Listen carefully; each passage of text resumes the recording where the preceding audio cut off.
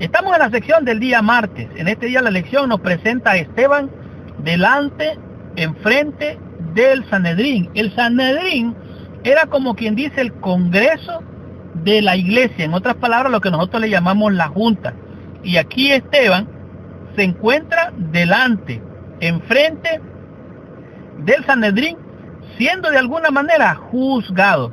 Aquí podemos ver qué le dijo Esteban a sus acusadores, porque Esteban fue acusado cuando él estaba presentando, lo vimos en el día anterior, el plan de salvación y cómo los ritos del templo prácticamente habían quedado obsoletos. Las acusaciones formuladas contra Esteban condujeron a su arresto y juicio por parte del Sanedrín. Según la tradición judía, la ley y los servicios del templo eran dos de los tres pilares sobre los cuales descansaba su fe. El último eran las buenas obras. En otras palabras, el ser bueno ocupaba el último lugar. Las ceremonias eran lo más importante. Ahora, pero en este caso, Esteban presenta que esas ceremonias eran ya obsoletas y se consideraban esto un verdadero ataque contra lo más sagrado de los judíos. Entonces ellos vinieron y lo acusaron de blasfemia a Esteban cuando estaba allí en el Sanedrín. Recuerda que ellos le habían pagado y sobornado a una gente para que hablaran mal en contra de Esteban. Esto le hicieron también a Jesús. Y la respuesta de Esteban fue un discurso, el discurso más largo que se encuentra en el libro de los Hechos. Su importancia es realmente significativa y dice que deberíamos de entender el discurso en relación con el pacto del Antiguo Testamento. En otras palabras, Dios había hecho un pacto con Moisés, con Abraham, hizo un pacto con Moisés en el monte Sinaí, pero ellos habían quebrado el pacto, lo habían roto.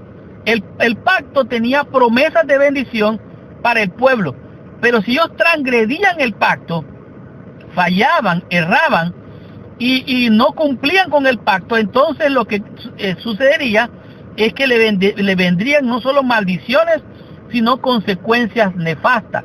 La palabra hebrea riv significa la demanda del pacto.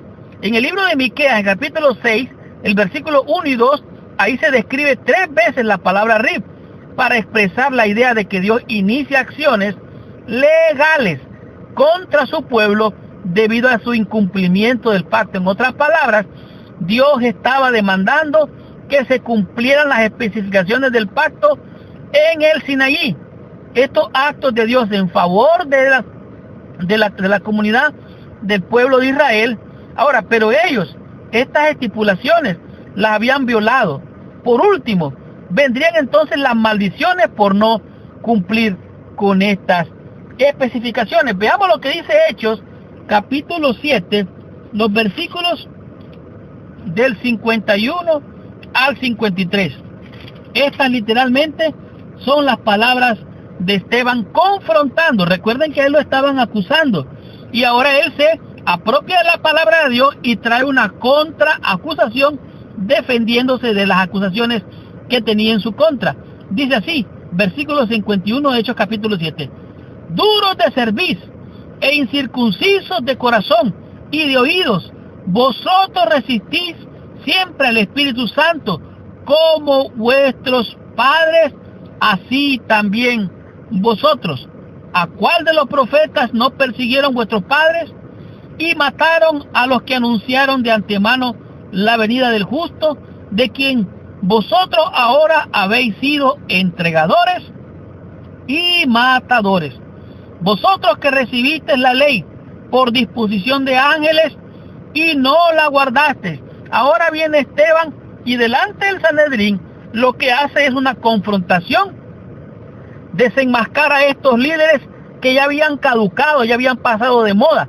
Ahora surgían nuevos líderes que Dios estaba llamando para continuar con su obra.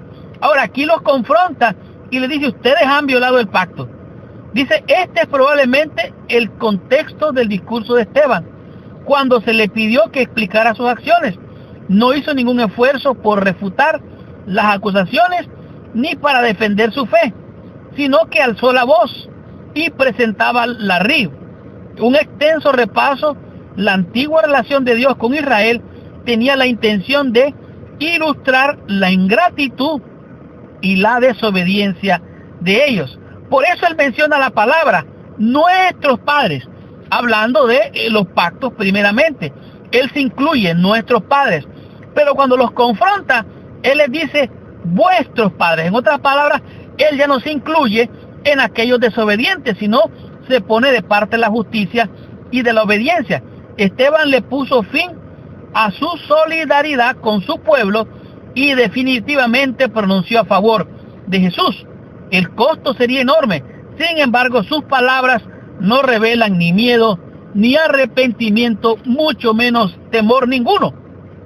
¿Cuándo fue la última vez que tú defendiste tu fe y de una postura firme e inflexible hablaste de Jesús con valor y lleno de fe?